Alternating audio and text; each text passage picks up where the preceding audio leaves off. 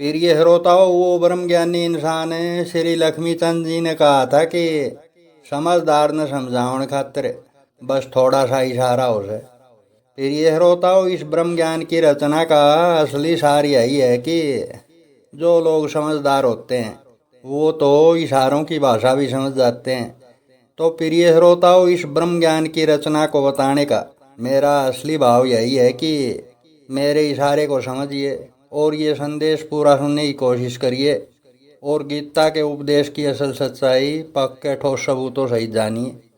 तो प्रिय श्रोताओं, संदेश की शुरुआत में यही कहूँगा कि कलयुग का ओरिजिनल महाअवतार इंसान यानी कि मैं बिना कोई पक्के ठोस सबूतों के कोई भी ईश्वरीय रहस्य नहीं बताता। प्रिय श्रोताओं, मेरे द्वारा बताई गई इस बात को प्रमाणित करने के लिए मेरे द्वारा इसी चैनल पर रखे गए मेरे 7 चैलेंज ही काफ़ी हैं। यानी कि आज तक कोई भी माई का लाल मेरे द्वारा बताए गए 7 चैलेंज में से एक भी चैलेंज पूरा नहीं कर पाया है। ये रहस्य मेरे ओरिजिनल ज्ञान की सत्यता और मैं इस कलयुग का असली महाअवतार इंसान हूँ, इस रहस्य की सत्यता को साबित करने के लिए काफ़ी हैं। प्रिय श्रोताओं, संदेश की शुरुआत में एक बात और कहूँगा कि वो ज्ञानी क्या जिसको सुनकर किसी भी श्रोता के मन में किंतु और परंतु की गुंजाइश रह जाए और संदेश सुनकर गलत प्रतिक्रिया करके चला जाए। प्रिय श्रोताओं, संदेश की शुरुआत में अगली बात ये कहूँगा कि ये वीडियो अगर आखिर तक पूरा होने तक मर्ग तृष्णा रूपी मन को काबू में कर लिया तो फिर कुछ ऐसा ईश्वरीय सच जानने को मिलेगा जिसकी आप सभी श्रोताओं ने कभी सपने में भी कल्पना नहीं की होगी। तो प्रिय श्रोताओं, अब मैं आज के संदेश में बताए जाने वाले विषय के मुद्दे पर आता हूँ। प्रिय श्रोताओं, गीता के माध्यम से या फिर किसी फिल्म के माध्यम से या फिर किसी नाटक के माध्यम से ये रहस्य तो आप लोगों ने सुना ही होगा कि श्री कृष्ण के देह बदले हुए कृष्णारूप ने गीता के उपदेश में अर्जुन को कहा था कि सब जीवों में मैं ही हूँ।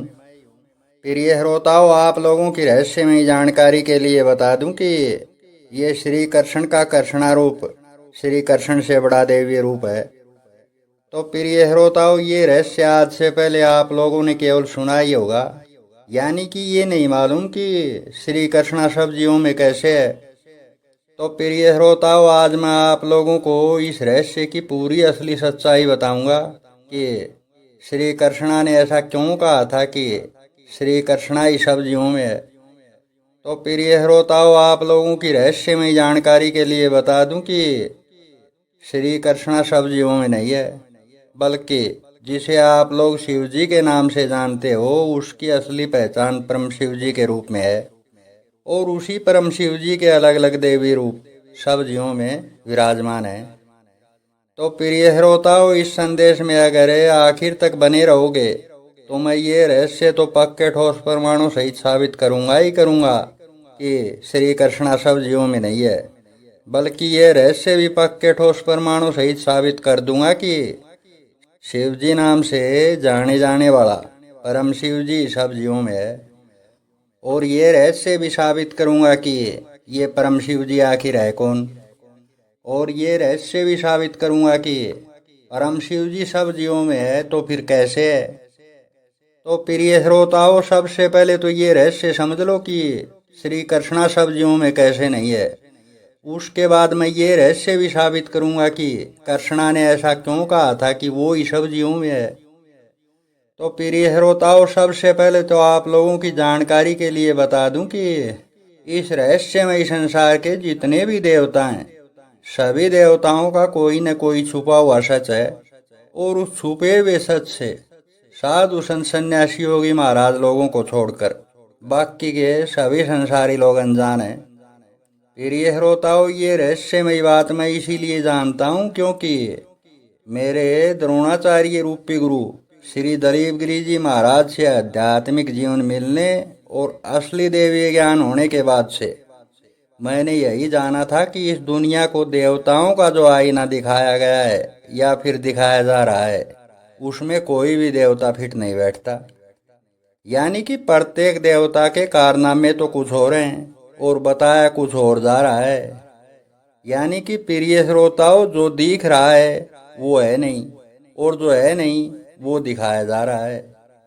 तो प्रिय श्रोताओं, अब ये रहस्य जान लो कि श्री कृष्णा सब जीवों में कैसे नहीं है। तो प्रिय श्रोताओं, आप लोगों की जानकारी के लिए बता दूं कि कृष्णा का मतलब होता है श्री कृष्ण से भी 2 गुना काला। प्रिय श्रोताओं, आप लोग इस रहस्य को यूं भी समझ सकते हो कि ये 2 देवताओं को मिलाकर, यानी कि श्री कृष्ण और श्याम जी को मिलाकर के बनाया गया एक देवीय रूप है। प्रिय श्रोताओं, कोरा झूठ बोलना, छल करना, कपट करना, वादे से मुकरना, चालाकी दिखाना, धोखेबाजी करना, चुगली करना, काम केड़ा कोई प्राथमिकता देना, असली सच्चाई को सामने देखकर भाग खड़े होना, इस कृष्णारूप की मोटी मोटी खूबियां हैं। तो प्रिय श्रोताओं, श्री कृष्ण के जिस कृष्णारूप ने अर्जुन को गीता के उपदेश में कहा था कि सब जीवों में मैं ही हूँ, तो फिर प्रिय श्रोताओं, आप लोग अपने आसपास है या फिर अपने गांव या शहर में निगाहें घुमा करके देखिए और सोचिए कि श्री कृष्णा की ये अभी अभी बताई गई मोटी मोटी खूबियाँ कितने लोगों में है। प्रिय श्रोताओं, ऐसे बहुत से संसारी लोग आप लोगों को मिल जाएंगे जिनमें श्री कृष्णा नाम के दैवीय रूप की एक भी खूबी आप लोगों को नहीं मिलेगी। तो प्रिय श्रोताओं, इस रहस्य को जानकर आप लोगों को क्या समझ में आया? यानी कि ये रहस्य इस बात का ठोस प्रमाण है कि ना तो श्री कृष्ण नाम का देवता सब जीवों में है और ना ही कृष्णा नाम का देवता सब जीवों में है। अब प्रिय श्रोताओं, मैं ये रहस्य बताता हूँ कि जिसे आप लोग शिव जी के नाम से जानते हो, वो परम शिव जी कौन है और ये परम शिव जी सब जीवों में कैसे है। उसके बाद मैं ये रहस्य इसी संदेश में आगे बताऊंगा कि श्री कृष्ण के दे बदले हुए रूप श्री कृष्णा ने ऐसा क्यों कहा था कि वो ही सब जीवों में है। तो प्रिय श्रोताओं, अब आप लोग परम शिव जी नाम के देवी रूप की असली परिभाषा जान लो। तो प्रिय श्रोताओं, आध्यात्मिक जीवन की पढ़ाई के हिसाब से परम शब्द का असली अर्थ है पार लगा हुआ और सुंदर रथ पर सवार ईश्वर, और शिव जी का असली अर्थ है सारे जी लगने वाले देवी देवता। प्रिय श्रोताओं, यही परम शिव जी नाम की असली परिभाषा है। अब प्रिय श्रोताओं, ये रहस्य समझ लो कि ये ऊपर वाला परम शिव जी सब जीवों में कैसे है। तो प्रिय श्रोताओं, इस रहस्य को पक्के ठोस प्रमाणों सहित साबित करने के लिए मैं, यानी कि कलयुग का असली महाअवतारी इंसान है, उसी उपदेश की असलियत बताने जा रहा हूँ जो उपदेश मेरे को परम शिव जी ने दिया था। प्रिय श्रोताओं, जिस वक्त परम शिव जी ने मेरे को ये उपदेश दिया था, उस वक्त मैं 5 पांडवों में से किसी भी देवता का रूप नहीं था और ना ही श्री कृष्ण कभी मेरा सारथी था। प्रिय श्रोताओं, आप लोगों की जानकारी के लिए बता दूं कि सारथी का मतलब होता है आराध्य देव। प्रिय श्रोताओं, आप लोगों की अद्भुत जानकारी के लिए ये रहस्य भी बता दूं कि मैंने अपने पूरे जीवन में श्री कृष्ण या फिर कृष्णा को कभी भी अपना सारथी नहीं बनाया।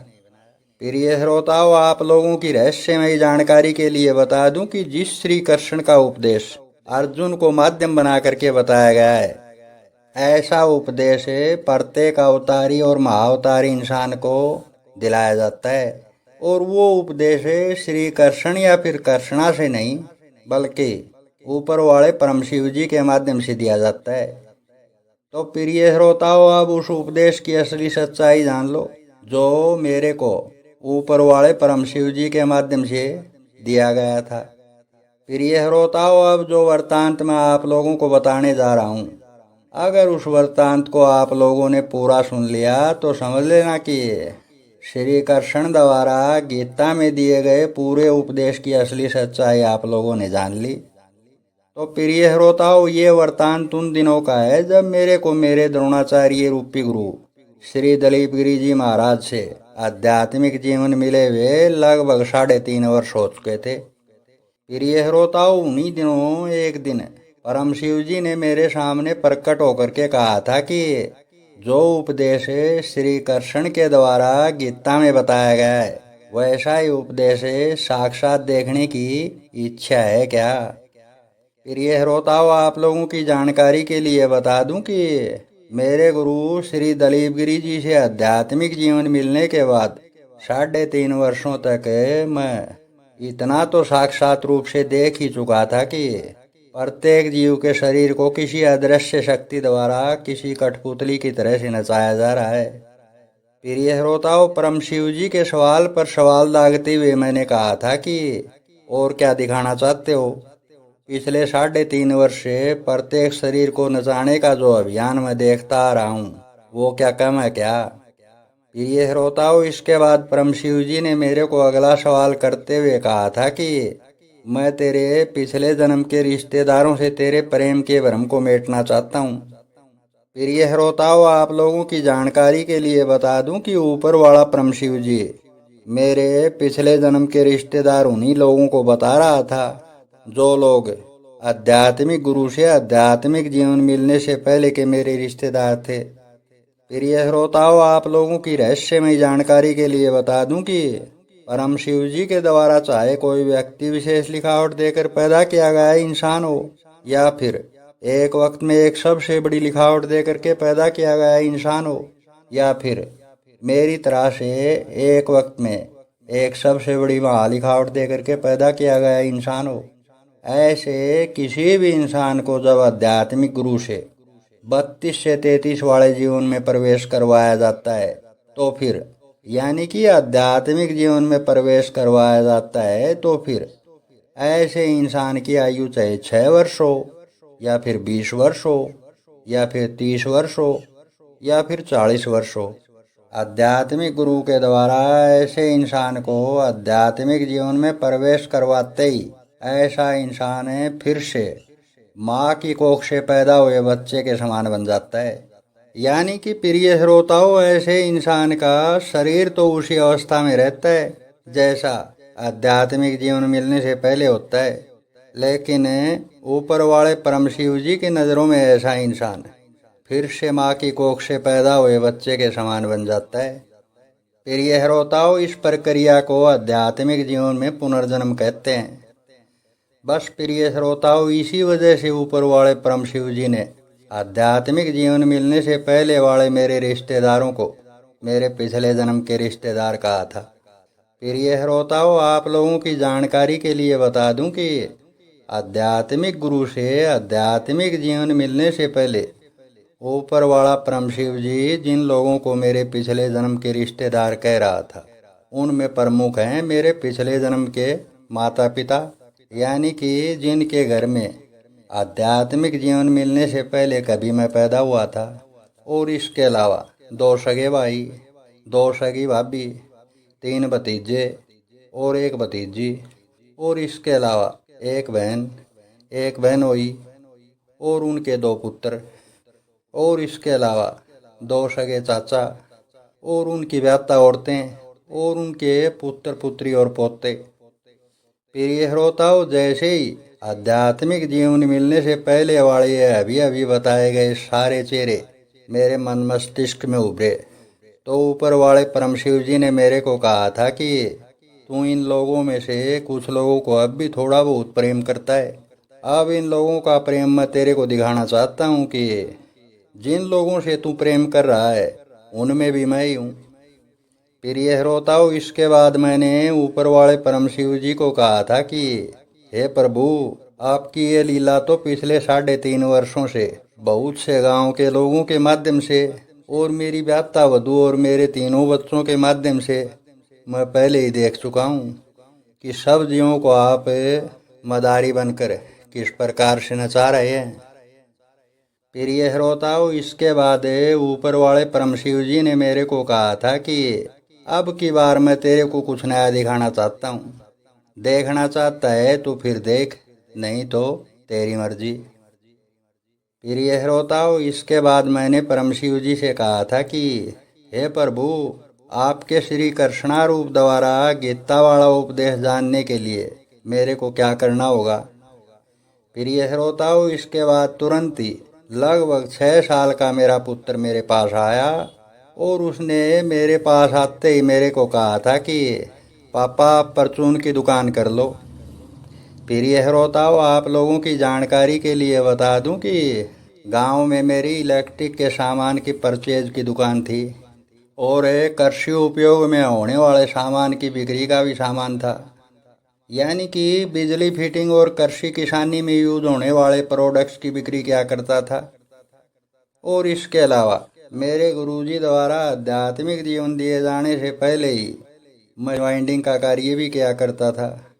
यानी कि उस वक्त मैं विश्वकर्मा वाले रोल में था। यानी कि प्रिय श्रोताओं, कूलर, पंखे, मधानी और ऑटोमेटिक प्रेस आदि की रिपेयरिंग का कार्य किया करता था। फिर यह श्रोताओं, इसके बाद कुछ देर बाद मेरा लड़का तो खेलने में बिजी हो गया, लेकिन मेरे मन में यह सवाल था कि पिछले 13-14 वर्षों से मैं जिस कार्य को करता आ रहा था, आज अचानक ही मेरे पुत्र ने मेरे को परचून की दुकान करने को क्यों कहा। ये सोचकर मेरे मन में कुछ हलचल सी हो रही थी। फिर यह श्रोताओं, इसके बाद मैंने पुनः ऊपर वाले परम शिव जी को याद किया तो परम शिव जी पुनः मेरे सामने प्रकट हो गए। फिर यह श्रोताओं, इसके बाद मैंने परम शिव जी से सवाल करके कहा था कि ये मेरा पुत्र क्या कह रहा है, आप इस विषय पर कुछ प्रकाश डालेंगे क्या। फिर यह श्रोताओं, इसके बाद परम शिव जी ने मेरे को कहा था कि तेरे लड़के के शरीर से मैं ही बोल रहा हूँ और मैंने ही तेरे को गीता के उपदेश की असल सच्चाई दिखाने के लिए परचून की दुकान करने को कहा है। फिर यह श्रोताओं, परम शिव जी ने मेरे को कहा था कि परचून की दुकान में हर घर की ज़रूरत का सामान होता है और ये सारा सामान तेरे पास होगा तभी तो तू जान पाएगा ना कि कौन तेरा अपना है और कौन तेरा पराया।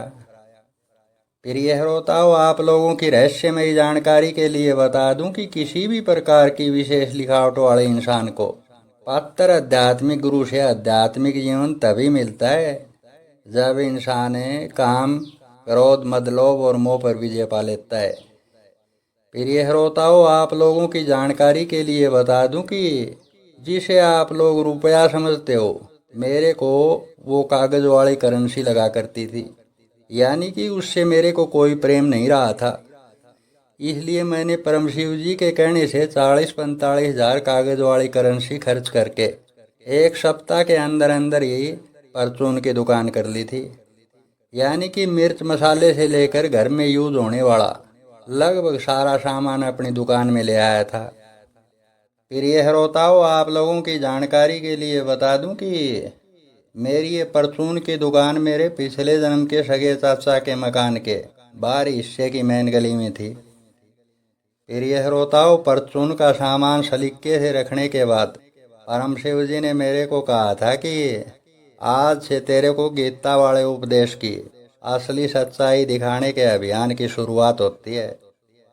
फिर यह श्रोताओं, मेरे को परचून की दुकान का सामान लाए हुए लगभग पौना घंटा ही हुआ था कि परम शिव जी ने अपनी लीला आरंभ कर दी थी। फिर यह श्रोताओं, हुआ यूं था कि जिस पिछले जन्म के सगे चाचा के मकान में मैंने ये दुकान की हुई थी, उसी सगे चाचा का 5 वर्ष का पोता जो परचून का सामान लाते ही तो मेरी दुकान में आ गया था। लेकिन लगभग पौना घंटे बाद मेरी दुकान के सामने से गुजरा और फिर कुछ ही दूरी पर एक दुकान से कुरकुरे का पैकेट लाया और फिर मेरी दुकान के सामने खड़े होकर उसे हिलाने लगा और फिर अपने घर चला गया। फिर यह श्रोताओं, इसके बाद ऊपर वाला परम शिव जी मेरे सामने फिर प्रकट हुआ और मेरे को कहने लगा कि देखा मैं सब जीवों में कैसे हूँ और सब जीवों को मैं कैसे नजर आ रहा हूँ। फिर यह श्रोताओं, इसके बाद परम शिव जी ने मेरे को कहा था कि देखा जिस लड़के को तू अपने पिछले जन्म के सगे चाचा का पोता मानकर कुछ दिनों पहले प्रेम किया करता था, उसको मैंने तेरी दुकान पर चढ़ने से कैसे रोक दिया। फिर यह श्रोताओं, इसके बाद उसी दिन साय को उसी पिछले जन्म के सगे चाचा की व्याता औरत मेरी दुकान से कुछ दूरी पर ही जो दुकान थी उससे तेल, साबुन, गुड़, चीनी लेकर के आ गई और आते वक्त मेरी दुकान पर आई और मेरे पास आकर कहा था कि हाँ भाई, यो सामान मैं लेके आई हूँ, यो सामान तू भी रख सके। फिर यह श्रोताओं, इसके बाद मैंने पिछले जन्म की चाची को कहा था कि आप जो भी सामान लेकर के आई हैं वो सारा सामान मेरे पास भी है। फिर यह श्रोताओं, इसके बाद वो मेरे पिछले जन्म की सगी चाची तो अपने घर के अंदर चली गई, लेकिन परम शिव जी ने फिर से प्रकट होकर मेरे को कहा था कि देखा, जिसको पिछले जन्म में कभी तू सगी चाची समझा करता था, आज वो तेरे लिए परायों की तरह से पेश आई है। इसका कारण भी मैं ही हूँ। फिर यह श्रोताओं, इसके बाद परम शिव जी ने मेरे को कहा था कि अगर ये और सचमुच में ही तुझे अपने जेठ का पुत्र समझती तो फिर सामान लाते वक्त सबसे पहले तेरे पास आकर पूछती कि मैं जो जो भी सामान खरीदना चाहती हूँ वो सारा सामान तेरे पास है क्या, और जो सामान तेरे पास नहीं था उसी सामान को आगे की दुकान से लाने का फर्ज था इसका। लेकिन क्या इसने आगे जाने से पहले पूछा था कि मैं जो सामान लेने जा रही हूँ वो सामान तेरे पास है भी या फिर नहीं। और दूसरी सबसे बड़ी बात है, तेरी ये दुकान भी तो इसके ही घर में है, फिर भी मैंने इसको आगे भेज दिया। ये सब मेरा ही तो खेल है। फिर ये श्रोताओं, अब आगे का उपदेश सुनो जो ऊपर वाले परम शिव जी ने मेरे को रियल में दिखाया था। फिर यह श्रोताओं, आप लोगों की जानकारी के लिए बता दूं कि मेरे पिछले जन्म का जो दादा था वो सारे कुल मिलाकर 9 भाई थे, और उन 9 सगे भाइयों का परिवार लगभग 50 घरों का परिवार हो चुका था। फिर यह श्रोताओं, 2 दिनों के अंदर अंदर ही इन सभी लोगों को पता चल चुका था कि मैंने अपनी दुकान में परचून का सामान भी रख लिया है। फिर यह श्रोताओं, आप लोगों की जानकारी के लिए बता दूं कि मेरे द्रोणाचार्य जैसे गुरु श्री दलीप गिरी जी महाराज जी के द्वारा मेरे को आध्यात्मिक जीवन दिए जाने से पहले ये सारे 9 के 9 भाइयों के पुत्र पोते और परपोते मेरा हालचाल पूछने आते जाते रहते थे। लेकिन प्रिय श्रोताओं, आध्यात्मिक जीवन मिलने के बाद से ये सारे लोग मेरे से ऐसा खफा हो गए थे जैसे कि मैं कोई दूसरी दुनिया का प्राणी हूँ। और प्रिय श्रोताओं, केवल यही लोग क्यों, गांव के जितने भी मित्र प्यारे थे, आध्यात्मिक जीवन मिलने के बाद से सब लोग मेरे से खफा हो गए थे। प्रिय श्रोताओं, इस रहस्य का कारण तो उस वक्त मेरे को भी पता नहीं चला था। प्रिय श्रोताओं, आध्यात्मिक जीवन मिलने से पहले पूरे गांव के लोगों का मेरे पास जमघट सा लगा रहता था, लेकिन आध्यात्मिक गुरु से आध्यात्मिक जीवन मिलने के बाद प्रतिदिन कोई इक्का दुक्का व्यक्ति मेरी दुकान पर आने जाने लगा था। अब प्रिय श्रोताओं, मैं उसी उपदेश के विषय पर आता हूँ। तो प्रिय श्रोताओं, इसके बाद अगले दिन जब मैंने देखा कि मेरे पिछले जन्म के छोटे वाले सगे चाचा का पुत्र, उस पिछले जन्म के छोटे वाले सगे चाचा का पुत्र मेरी दुकान के आगे से नीची गर्दन करके गुजरा और फिर आगे वाली दुकान से मिर्च मसाले लेकर मेरी दुकान के आगे से गुजर गया। फिर यह श्रोताओं, हैरानी की बात तो ये थी कि उस लड़के की मेरी दुकान पर आने की बात तो दूर की बात थी, उस लड़के ने मेरी दुकान की तरफ भी नहीं देखा। फिर ये श्रोताओं, आप लोगों की जानकारी के लिए बता दूं कि ये लड़का स्कूल की छुट्टी होने के बाद प्रतिदिन मेरी दुकान में आकर के एलईडी चला करके क्रिकेट मैच देखा करता था। लेकिन जैसे ही मैं परचून की दुकान का सामान लेकर के आया था, उसी दिन से इस लड़के ने मेरी दुकान पर आना जाना छोड़ दिया था। फिर ये श्रोताओं, इसके बाद इस लड़के के मेरी दुकान के आगे से गुजरने के बाद परम शिव जी ने फिर से प्रकट होकर के मेरे को कहा था कि देखा, कौन व्यक्ति किससे प्रेम करता है ये सब मैं ही तय करता हूँ। फिर ये श्रोताओं, इसके बाद उसी दिन साय को मेरे पिछले जन्म का मेरे से नाते में जो सगा बड़ा भाई था, उसका 14 वर्ष का लड़का मेरी दुकान के आगे से नीची गर्दन करके गुजरा और आगे वाली दुकान से सर्फ और साबुन वगैरह लेकर के आ गया और फिर से मेरी दुकान के आगे से नीची गर्दन करके चला गया। फिर यह श्रोताओं, इसके बाद परम शिव जी ने फिर से मेरे सामने प्रकट होकर के कहा था कि देखा, जिसे तू अपने पिछले जन्म के सगे भाई का लड़का समझा करता था, उसको मैंने तेरी दुकान की तरफ देखने भी नहीं दिया। फिर ये श्रोताओं, आप लोगों की अद्भुत जानकारी के लिए बता दूं कि मेरे पिछले जन्म का एक और सगा भाई है।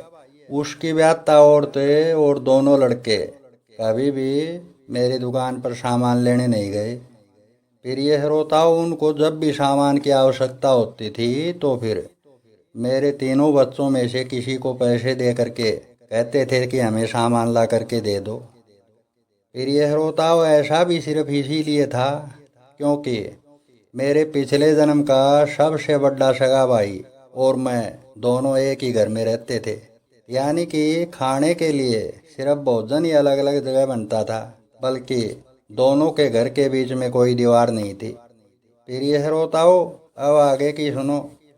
फिर यह रोताओ, इसके बाद परम शिव जी ने मेरे को कहा था कि कल मैं तेरे को गीता वाले ज्ञान का वो पाठ पढ़ाऊंगा जिसकी तूने कभी सपने में भी कल्पना नहीं की होगी। फिर ये रोताओ, इसके बाद दूसरा दिन भी आ गया। फिर ये रोताओ, इसके बाद दूसरे दिन परम शिव जी ने फिर से मेरे सामने प्रकट होकर कहा था कि जो हर नारायण हेडमास्टर जी पिछले जन्म में कभी तेरा पिता था, आज मैं उसी इंसान के जरिए तेरे को कुछ अलग से दिखाऊंगा। फिर ये श्रोताओं, परम शिव जी की और मेरी वार्ता चल ही रही थी कि उसी वक्त मेरे पिछले जन्म का पिता श्री हरनारायण जी मेरी दुकान के आगे से गुजरा और कुछ ही दूरी पर खड़े एक मोटरसाइकिल वाले से मूंगफली गिरी का 1 केजी का पैकेट खरीद लाया और फिर आते वक्त मेरी दुकान पर आकर मूंगफली गिरी के पैकेट को काउंटर पर रख कर मेरे से पूछने लगा कि देख, 95 रुपये का लाया हूँ, ठीक ले आया क्या। फिर ये श्रोताओं, इसके बाद मैंने अपने पिछले जन्म के पिताजी श्री हरनारायण जी से कहा था कि आप इसको 95 रुपये का लेकर के आए हो, मैं तो इसी पैकेट को 85 रुपये का बेचता हूँ। बस थोड़ी ही देर पहले इसी व्यक्ति से मैंने भी कुछ अलग अलग प्रकार के प्रोडक्ट खरीदे थे। फिर ये श्रोताओं, इसके बाद श्री हरनारायण जी यानी कि मेरे पिछले जन्म के पिताजी ने मेरे को कहा था कि मेरे को तो पता नहीं था कि तू भी ये पैकेट रखता है, नहीं तो मैं यहीं से ना ले लेता। अब फिर ये श्रोताओं, जरा सोचिए, आध्यात्मिक गुरु से आध्यात्मिक जीवन मिलने के बाद भी जो हरनारायण जी मेरे को अपना पुत्र समझता था और घर पर मेरे साथ ही रहता था, उस इंसान को भी उस ऊपर वाले परम शिव जी ने मन की सोच बदल कर मेरी दुकान पर चढ़ने से रोक दिया, तो फिर आप लोग ये कैसे सोच सकते हो कि आप लोग अपने कार्य अपनी मनमर्जी से कर रहे हो। फिर यह श्रोताओं, आप लोगों की जानकारी के लिए बता दूं कि परम शिव जी का उपदेश जानने के लिए ये दुकान तो मैंने लगभग 6 महीने ही की थी, लेकिन इस अवधि के दौरान मेरे पिछले जन्म के दादा के 9 भाइयों के परिवार में एक भी व्यक्ति मेरी दुकान पर नहीं चढ़ा था। और साथ ही साथ ये बात भी बता दूं कि इन सब लोगों के साथ मेरा कभी भी कोई मनमुटाव नहीं रहा था। फिर ये श्रोताओं, अगर ये बताया गया पूरा उपदेश अगर किसी को बकवास लग रहा है तो फिर हरियाणा प्रांत, जिला भिवानी, तहसील लोहारू, गांव कुड़ल में आ जाओ।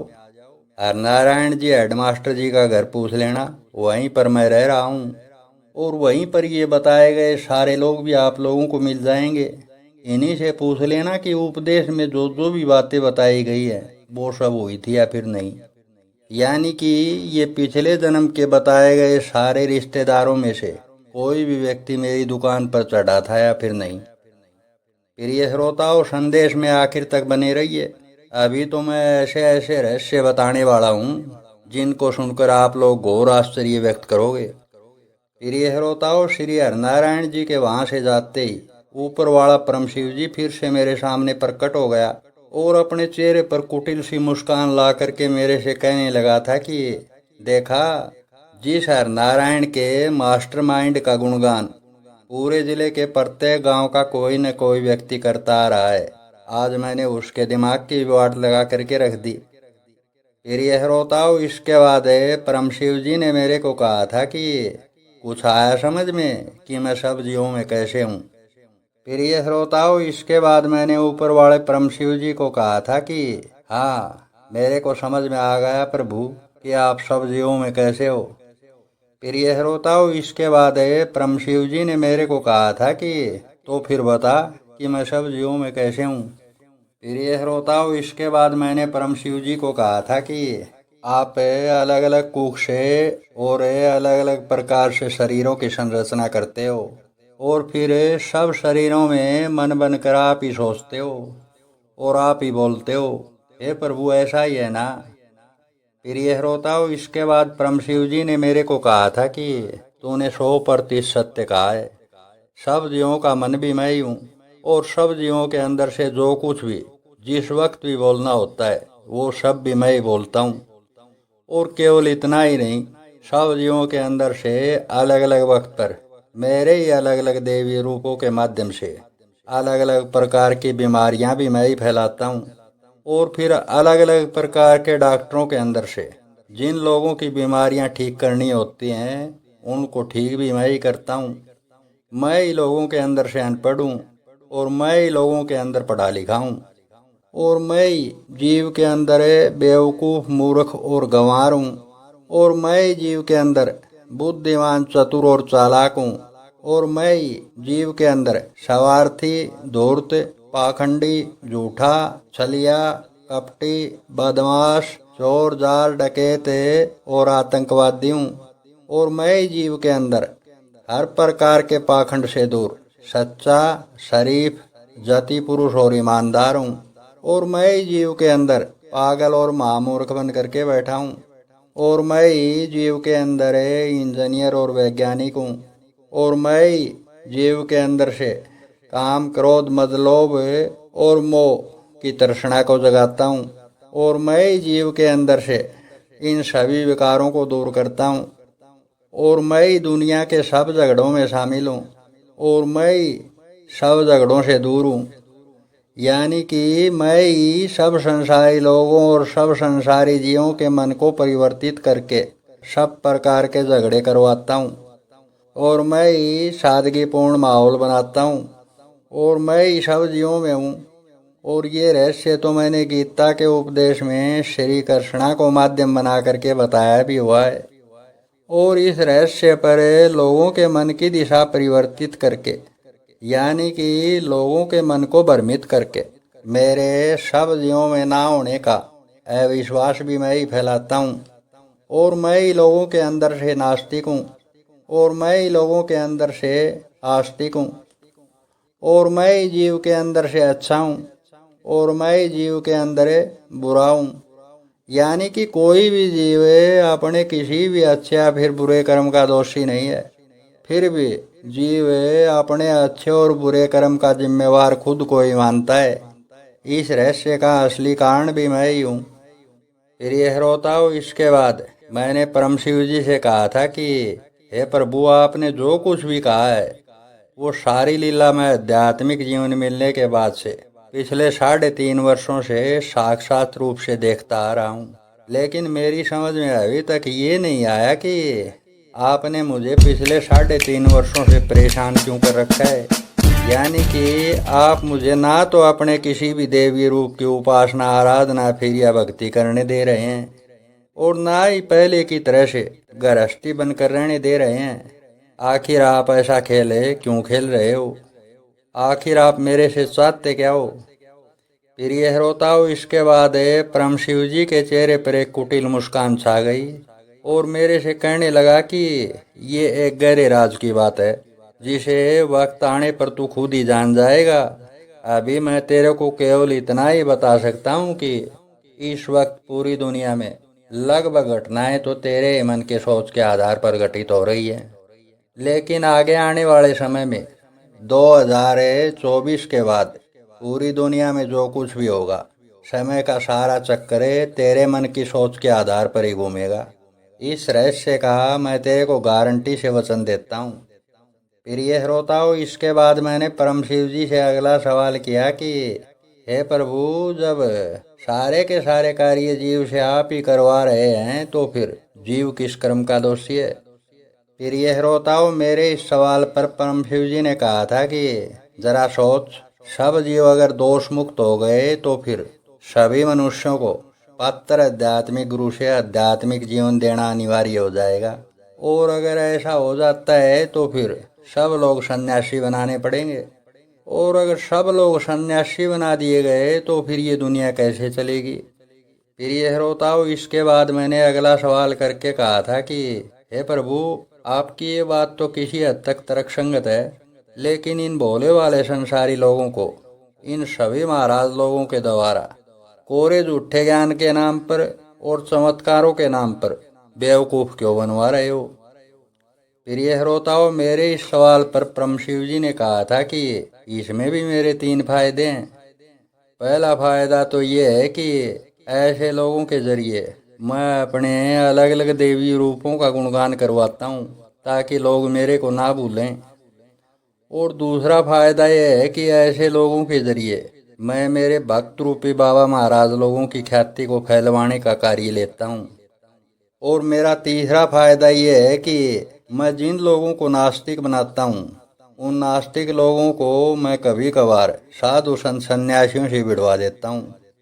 तब मैं ज्ञान के नाम पर और चमत्कारों के नाम पर मूर्ख बनाए गए लोगों के शरीरों का सहारा लेकर मेरे भक्त रूपी बाबा लोगों का फेवर करवाता हूँ। फिर ये श्रोताओं, इसके बाद मैंने परम शिव जी को कहा था कि आपने मेरे सवाल का जवाब तो अभी तक नहीं दिया। मैं ये पूछना चाहता हूँ कि इन सभी बाबा महाराज लोगों से संसारी लोगों को कोरा झूठा ज्ञान क्यों दिलवा रहे हो।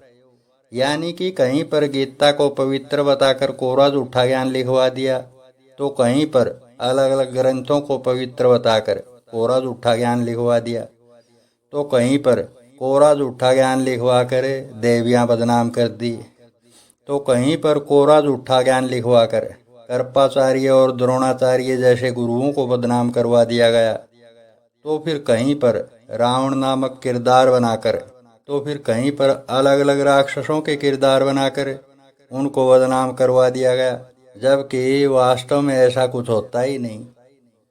और केवल इतना ही नहीं, ये सभी बाबा महाराज लोग भक्ति और मुक्ति के नाम पर करोड़ों लोगों को मूर्ख बना रहे हैं।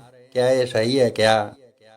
फिर ये श्रोताओं, मेरे इस सवाल पर परम शिव जी ने कहा था कि मेरी असली सच्चाई जानने का नाम ही तो भक्ति उपासना या फिर आराधना है। अगर मैं गीता और सभी ग्रंथों में इस प्रकार के कोरे झूठ को नहीं लिखवाऊंगा तो संसारी लोगों को बेवकूफ़ कैसे बना पाऊंगा।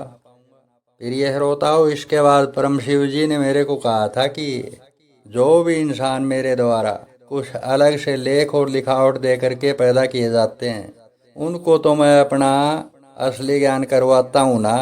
ये बात तो तू भी जानता है ना।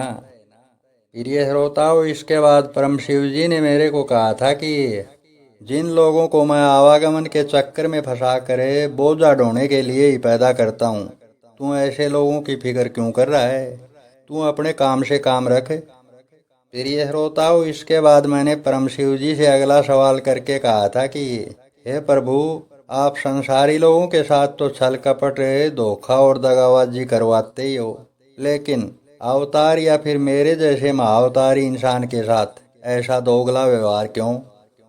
मैंने तो आध्यात्मिक गुरु श्री दलीप गिरी जी महाराज के मेरे जीवन में आने के बाद से सारे देवी देवताओं की हर प्रकार से सेवा ही की थी। मेरे साथ ये दोगला व्यवहार क्यों। फिर ये श्रोताओं, मेरे इस सवाल पर परम शिव जी ने कहा था कि यही तो परीक्षा है। फिर ये श्रोताओं, परम शिव जी के इस जवाब पर मैंने कहा था कि हे प्रभु, क्या छल कपट धोखा और दगाबाजी करना भी आध्यात्मिक जीवन में परीक्षा का हिस्सा है क्या।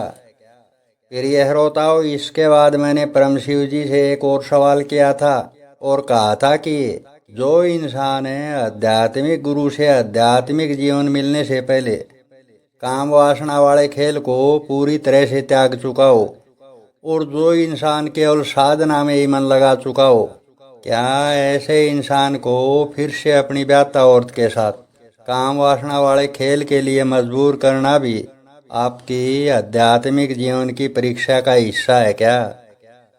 फिर ये श्रोताओं, इसके बाद मैंने परम शिव जी से एक और सवाल किया था और कहा था कि निर्दोष होते हुए भी ऐसे कृत्यों यानी कि काम वासना जैसे कृत्यों का सारा दोष कभी ऐसे इंसान के मत्थे मढ़ना तो कभी उसकी निर्दोष ब्याता औरत के मत्थे मढ़ना, तो कभी उसके निर्दोष द्रोणाचार्य जैसे गुरु पर कोरे झूठे आरोपों का ठीक रमणना भी आध्यात्मिक जीवन में आपकी परीक्षा का हिस्सा है क्या?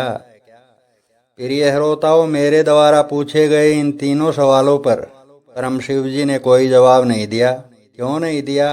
क्योंकि प्रिय श्रोताओं, आध्यात्मिक जीवन में जिस परम शिव जी का पूरा सिस्टम ही कोरे झूठ, धोखे, छल कपट और दगाबाजी पर खड़ा किया गया हो और जिसके मन में खोट भरा हो, ऐसा ईश्वर क्या जवाब देता?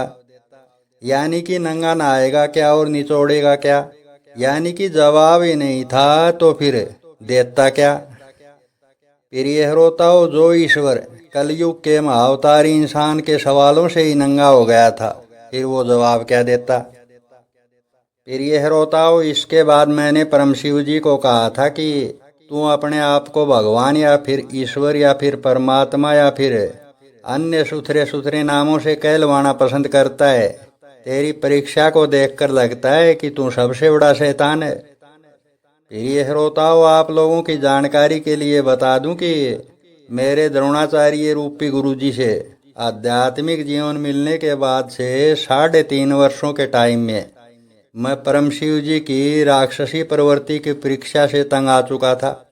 इसलिए गीता वाले उपदेश में इस परम शिव जी से आमना सामना होने के बाद मैंने अपने पिछले 3.5 वर्षों की सारी भड़ास इसके ऊपर उंडेल करके कहा था कि तेरे लिए तो ये शैतानी परीक्षा के नाम पर एक खेल हो सकती है, लेकिन तेरे को इस बात का एहसास नहीं है कि भक्ति या फिर उपासना या फिर आराधना रूपी शरीर बनाने के लिए मेरे गुरुजी को 1.5 वर्ष लग गया था।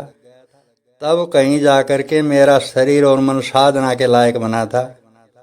प्रिय श्रोताओं, मैंने परम शिव जी को कहा था कि परीक्षा के नाम पर अगर तेरी शैतानी प्रवृत्ति अगले 1 वर्ष तक इसी प्रकार से चलती रही तो फिर ये मत सोचना कि मैं तेरे किसी भी देवी रूप की भक्ति रूप की गुलामी करूंगा। प्रिय श्रोताओं, इसके बाद मैंने परम शिव जी को कहा था कि अगर तू मेरे से अपने किसी भी देवी रूप की साधना करवाना चाहता है तो फिर ये सारी शैतानी हरकतें छोड़ दे और लाइन पर आ जा, नहीं तो जब मैं अपनी पर आ गया उस दिन तेरी सारी गुंडागर्दी गायब कर दूंगा।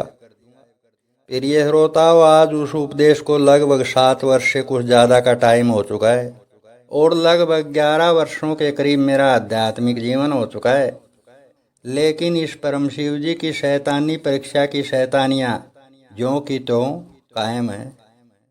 लेकिन प्रिय श्रोताओं, उन दिनों में और आजकल के दिनों में इतना अंतर तो आ ही चुका है कि अब इस परम शिव जी के शैतानी करने वाले सारे देवी रूप मेरे आगे यानी कि कलयुग के महाअवतारी इंसान के आगे पनाह की भीख मांग रहे हैं और ये कह रहे हैं कि तू जो भी देवी रूप बनना चाहता है बन जा।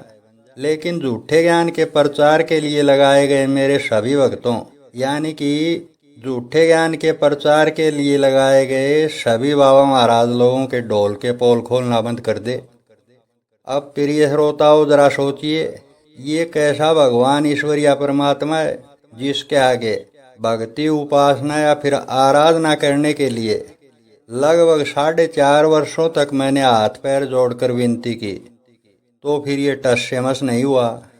और जब इसके द्वारा बनाई गई पूरी दुनिया को ही खत्म करने की धमकी दी तो फिर इसकी अकड़ ढीली हो गई। फिर ये श्रोताओं, रामचंद्र के द्वारा समुंदर से आध्यात्मिक जीवन का रास्ता मांगना और फिर रास्ता न देने पर समुद्र को सुखाने का असली रहस्य यही तो था कि ये पूरी दुनिया इस परम शिव जी की नज़रों में एक समुंदर है।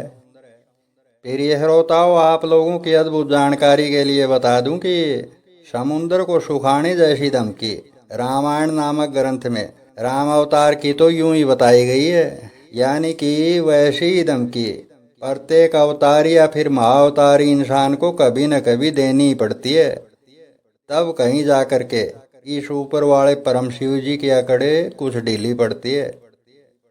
फिर ये श्रोताओं, आप लोगों की रहस्यमयी जानकारी के लिए ये भी बता दूं कि गीता नामक पुस्तक में जैसा उपदेश श्री कृष्णा द्वारा अर्जुन को माध्यम बना करके बताया गया है, वैसा ही उपदेश प्रत्येक अवतारी और महाअवतारी इंसान को दिलाया जाता है।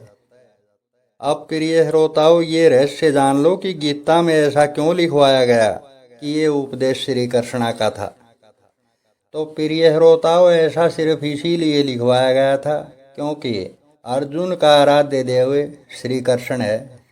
यानी कि आध्यात्मिक जीवन में जब कोई भी अवतारी या फिर महाअवतारी इंसान अर्जुन बनने वाले रास्ते पर चलता है तो उसको श्री कृष्ण को अपना आराध्य देव बनाना पड़ता है।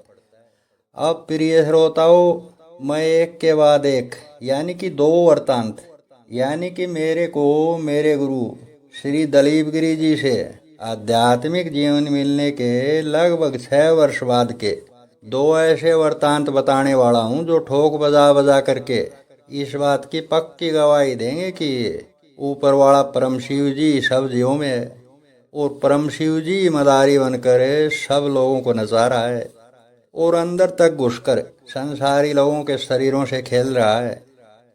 प्रिय श्रोताओं, अब उन दो वृत्तांत में से पहला वृत्तांत सुनाता हूँ, जिसे सुनकर आप सभी श्रोता बहुत कुछ सोचने पर मजबूर हो जाओगे और कहोगे कि ऐसा वृत्तांत तो हमने जीवन में पहली बार ही सुना है।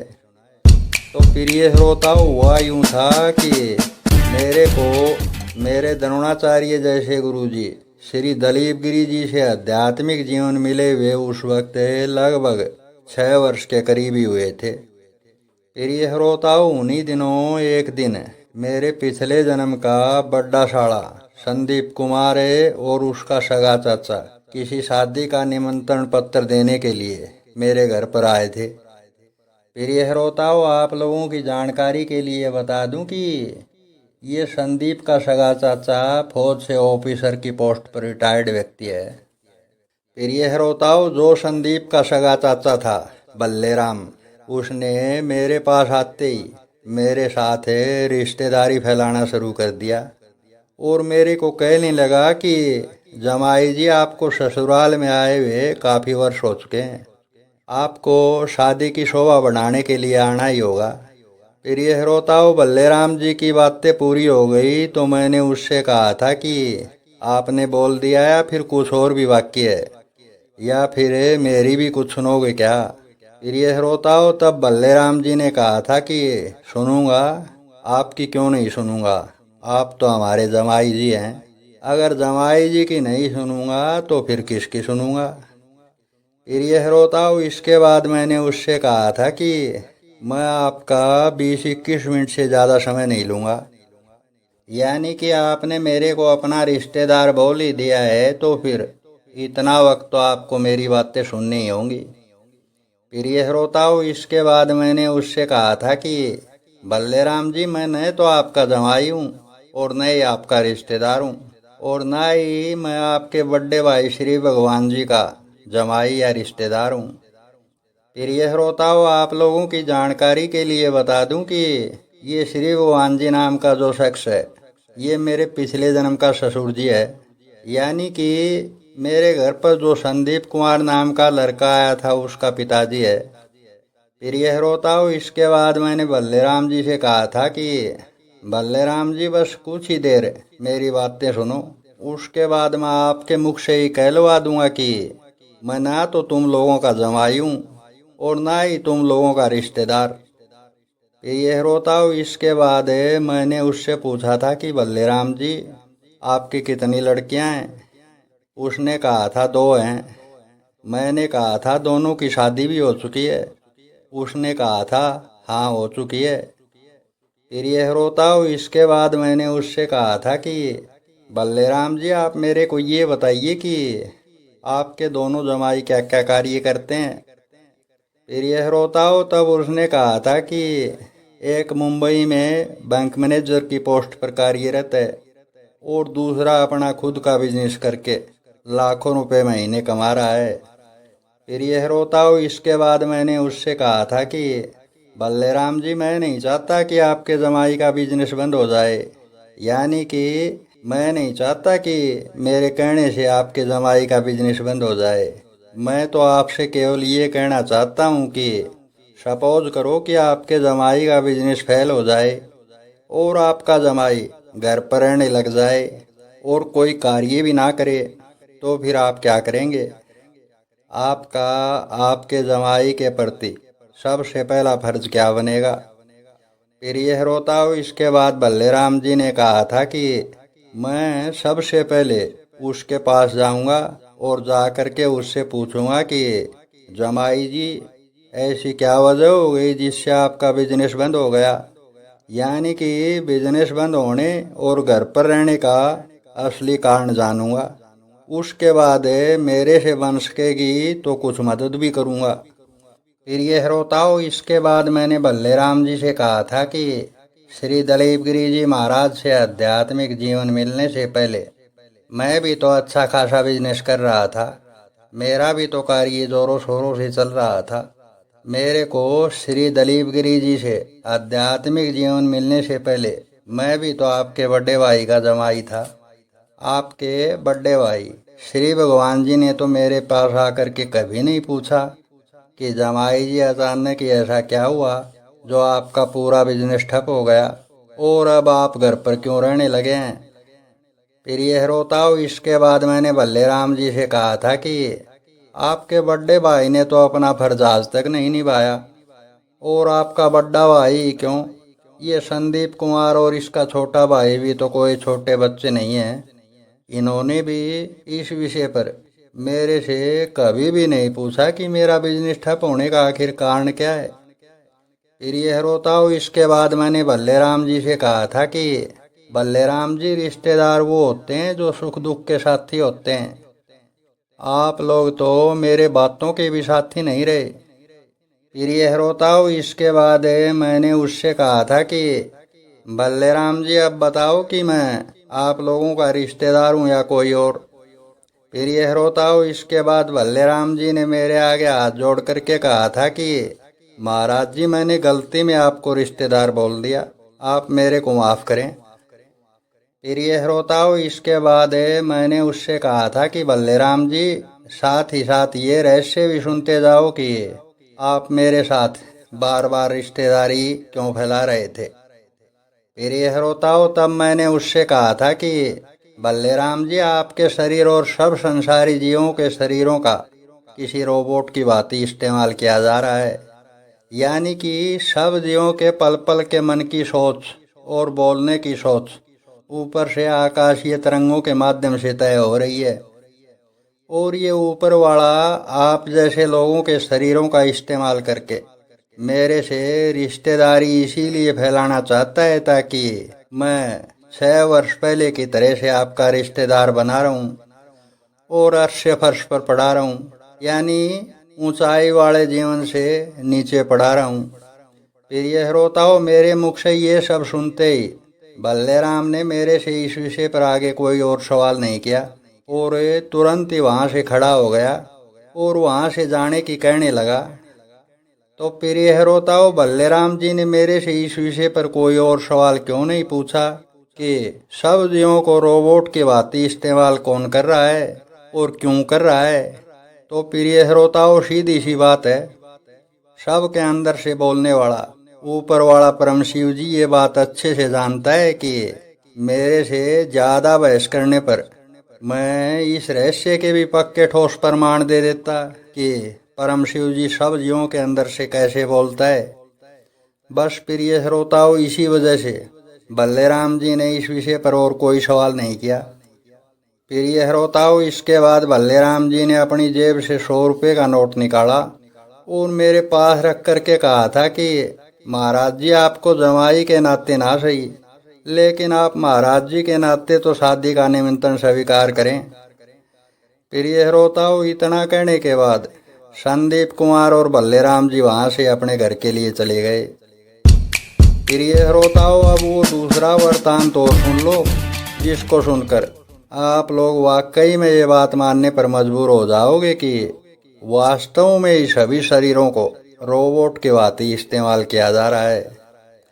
फिर यह रोताओ ये वृतांत पहले वृतांत से कुछ महीने पहले का है। फिर यह रोताओ हुआ यूं था कि श्री दलीप गिरी जी महाराज जी से आध्यात्मिक जीवन मिलने के बाद शुरुआत के पहले 3 वर्षों में मैं लगभग सारे बड़े देवताओं का देवीय रूप बनकर आध्यात्मिक जीवन पथ पर चलकर देख चुका था। प्रिय श्रोताओं, आध्यात्मिक जीवन में इसे आध्यात्मिक जीवन के अलग अलग रास्तों का एक्सपेरिमेंट करना कहते हैं। प्रिय श्रोताओं, आध्यात्मिक जीवन मिले हुए मेरे को लगभग 3.5 वर्ष हो चुके थे। उस वक्त इस परम शिव जी के एक धूर्त रूप ने मेरे को शिव जी बनने की सलाह दी थी और कहा था कि सब अच्छा हो जाएगा। प्रिय श्रोताओं, वो कहते हैं ना कि जब तक किसी रास्ते पर इंसान गया ही ना हो तो फिर कहाँ पता चलता है कि रास्ता कितना उबड़ खाबड़ है। यानी कि रास्ते पर चलने पर ही तो पता चलता है कि रास्ता कितना पथरीला है। प्रिय श्रोताओं, जैसे ही मैंने उन दिनों शिव जी का रूप बन करके देखा तो फिर 2 दिन के अंदर अंदर ही शैतानी प्रवृत्ति के परम शिव जी ने मेरे पिछले जन्म के पिताजी श्री हरनारायण जी को चलता कर दिया। प्रिय श्रोताओं, उस वक्त मैं ये समझ गया था कि मेरे द्वारा इस बेतुके एक्सपेरिमेंट से ही हरनारायण जी को इस दुनिया से चलता किया गया था। प्रिय श्रोताओं, आप लोगों की रहस्यमयी जानकारी के लिए बता दूं कि इस एक्सपेरिमेंट के चक्कर में आध्यात्मिक जीवन मिलने के बाद से मैंने शुरुआत के 5.5 वर्षों में कम से कम लगभग 150 जवान लोगों की मौतें होते हुए देखी थी। प्रिय श्रोताओं, उन दिनों शिवजी नाम का देवता बनते ही मेरे अपनों और मेरे पिछले जन्म के रिश्तेदारों ने मेरे साथ उन दिनों कैसा व्यवहार किया था, अब उसके ऊपर थोड़ा सा प्रकाश डालता हूँ। तो प्रिय श्रोताओं, शिवजी नाम का देवता बनते ही पहला परिवर्तन मेरी व्यात्ता देवी और मेरे 3 बच्चों में से 2 बच्चों में हुआ था। और ये परिवर्तन ये था कि उन दिनों मेरी व्यात्ता देवी मेरे से रूखा रूखा व्यवहार करने लगी थी। और दूसरा जो बड़ा परिवर्तन ये था कि मेरे 3 बच्चों में से मेरा एक लड़का और एक लड़की ने भी मेरे से एक उचित दूरी बना ली थी। प्रिय श्रोताओं, मेरे 3 बच्चों में से केवल एक लड़की ऐसी थी जिसने कोई परिवर्तन नहीं हुआ था। क्यों नहीं हुआ था? क्योंकि प्रिय श्रोताओं, परम शिव जी की नज़रों में हर किसी का नाम बहुत मायने रखता है। प्रिय श्रोताओं, अब जो रहस्य मैं बताने जा रहा हूँ उसे सुनकर आप लोग हैरान हो जाएंगे। तो प्रिय श्रोताओं, हुआ यूँ था कि उन दिनों मेरे पिछले जन्म के पिताजी श्री हरनारायण जी के क्रियाओं के दिन चल रहे थे। प्रिय श्रोताओं, पिछले जन्म में मैं जिस परिवार से संबंध रखता था उस परिवार की अलग अलग गांवों में लगभग 200 से ऊपर रिश्तेदारियां थी। और मेरे को आध्यात्मिक जीवन मिलने से पहले उस परिवार में जब भी कोई बड़ा बुजुर्ग दुनिया से कूच करके जाता था तो उस परिवार का लगभग रिश्तेदार चाहे किसी से मिले या न मिले, परंतु मेरे सादगीपूर्ण व्यवहार के कारण हर कोई रिश्तेदार मेरे से मिलने जरूर आता था। लेकिन प्रिय श्रोताओं, आध्यात्मिक जीवन मिलने के बाद और मेरे पिछले जन्म के पिताजी के जाने के बाद जब श्री हरनारायण जी की क्रियाओं के दिन चल रहे थे, उस दौरान मेरे से पिछले जन्म के रिश्तेदारों में से एक भी व्यक्ति मेरे से मिलने मेरे पास नहीं आया। प्रिय श्रोताओं, आप लोगों को सुनकर हैरानी होगी, मेरे पिछले जन्म में 7 सगी बुआ थी, उनमें से कोई भी मेरा हालचाल पूछने नहीं आई। और केवल इतना ही नहीं, मेरे पिछले जन्म की जो एकमात्र सगी बहन थी वो भी मेरे से मिलने नहीं आई। प्रिय श्रोताओं, ये रहस्य है ना आश्चर्यचकित करने वाली बात। यानी कि मेरे पिछले जन्म की सगी बुआ और बहनों को भी ऊपर वाले परम शिव जी ने काठ का उल्लू बना दिया था। प्रिय श्रोताओं, अब आगे की सुनो।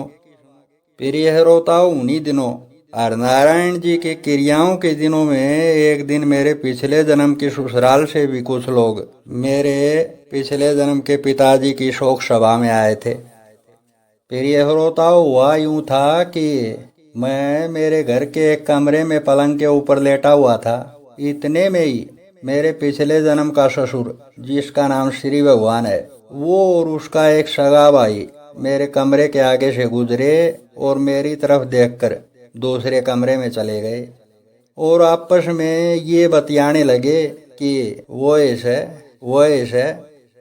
प्रिय श्रोताओं, आप लोगों की जानकारी के लिए बता दूं कि मेरे द्रोणाचार्य जैसे गुरु से आध्यात्मिक जीवन मिलने के बाद पहली बार मेरे साथ ऐसा हुआ था कि मेरे पिछले जन्म का ससुर 60-65 किलोमीटर दूर से चलकर मेरे घर पर आया था और मेरे पास बैठना तो दूर की बात थी, मेरा हालचाल भी नहीं पूछा। अब प्रिय श्रोताओं, आप लोग खुद ही सोच लो, जो मेरे पिछले जन्म का ससुर आध्यात्मिक जीवन मिलने से पहले मेरे से इतना अत्यधिक प्रेम करता था, वो ससुर जी मेरे पास बैठना तो दूर की बात थी, उसने मेरा हालचाल भी नहीं पूछा। प्रिय श्रोताओं, ऐसा सिर्फ इसीलिए था क्योंकि परम शिव जी ने उसकी मन की सोच को परिवर्तित कर दिया था। अब प्रिय श्रोताओं, आप लोग खुद ही सोच लो कि आध्यात्मिक जीवन में शिव जी नाम का देवता बनने पर इंसान की कितनी वैल्यू है। अब प्रिय श्रोताओं, ये पूरा वृत्तांत सुनकर आप लोग जरा सोचिए, मेरा चेहरा और शरीर तो वही था, फिर आध्यात्मिक जीवन मिलने से पहले जो व्यक्ति मेरे को अपने बच्चों से भी ज्यादा प्रेम किया करता था, उस व्यक्ति के लिए मैं अचानक ही पराया कैसे हो गया था। तो प्रिय श्रोताओं, इस रहस्य की असली वजह यही है कि आध्यात्मिक जीवन के पहले जन्म में शिवजी बनने का जो रास्ता है वो कोई रास्ता ही नहीं है। प्रिय श्रोताओं, इस एक्सपेरिमेंट से मैंने यही जाना था कि आध्यात्मिक जीवन के पहले जन्म में परम शिवजी द्वारा व्यक्ति विशेष लिखावट मिला हुआ इंसान या तो एक देवता का देवी रूप बन सकता है, या फिर 2 देवताओं का देवी रूप बन सकता है, या फिर 3 देवताओं का देवी रूप बन सकता है। प्रिय श्रोताओं, इस रास्ते का एक्सपेरिमेंट करने के बाद उन दिनों के बाद से मैं आज तक कभी भी शिवजी नाम का देवता नहीं बना। प्रिय श्रोताओं, अब आप लोग जरा सोचिए, जिन श्रोताओं ने ये वृत्तांत और गीता के उपदेश में मेरे को दिलाया गया ज्ञान अगर ध्यान से सुना है, तो फिर आप लोगों में से कोई भी श्रोता ये मान सकता है क्या कि आप लोग अपने मन के ड्राइवर खुद हो।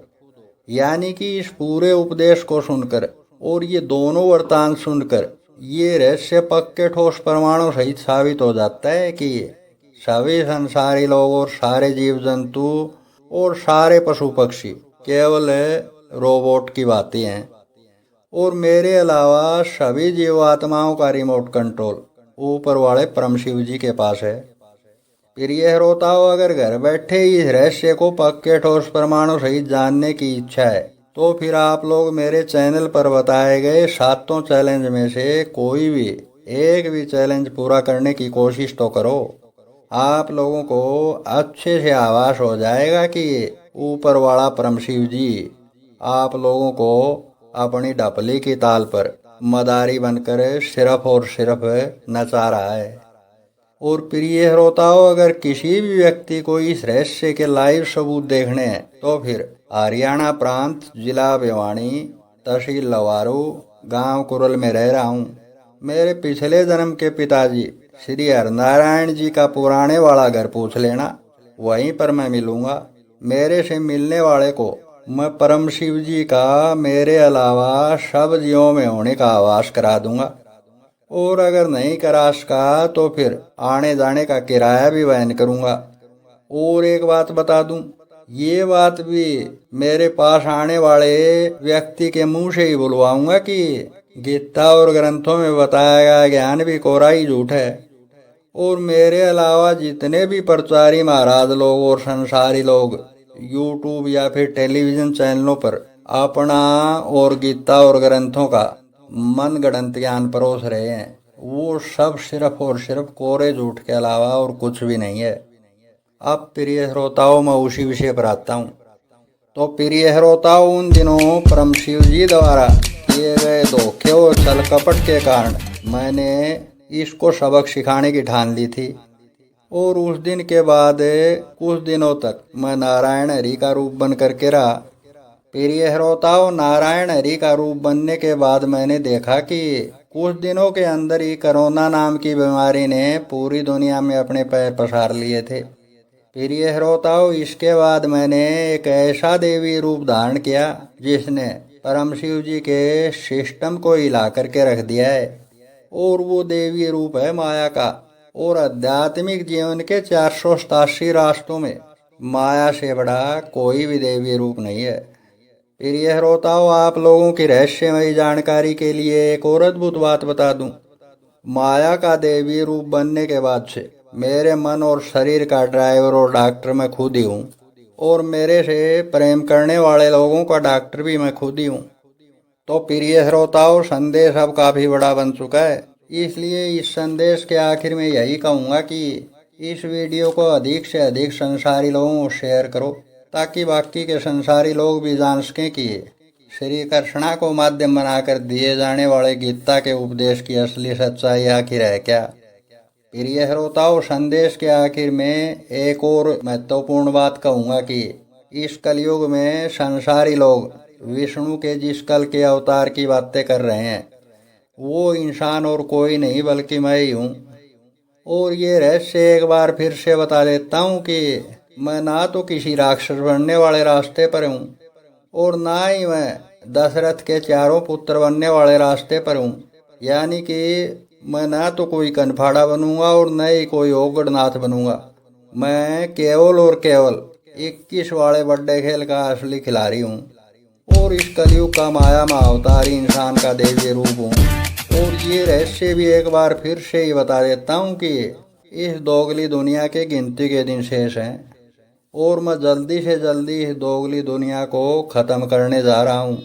और इस अभियान की मैंने शुरुआत भी कर दी है। इसलिए ये बातें आप लोगों पर ही निर्भर करती है कि आप लोग धर्म के पाले में यानी कि मेरे साथ रहना चाहते हो या फिर अधर्मियों का साथ देना चाहते हो। प्रिय श्रोताओं, संदेश के आखिर में हरियाणवी भाषा में एक बात और कहूँगा कि कोई नहीं से टक्कर में क्यों पड़ रहा सो चक्कर में। यानी कि 3 लोक 14 भवन 8 खंड और 9 द्वीप में कोई भी देवता मेरी टक्कर में नहीं है। इसलिए चक्करबाजी से बाहर निकलिए और मेरे असली ज्ञान के संदेश सुनिए। मेरा असली ज्ञान ही आभास करा देगा कि मैं आखिर हूँ कौन।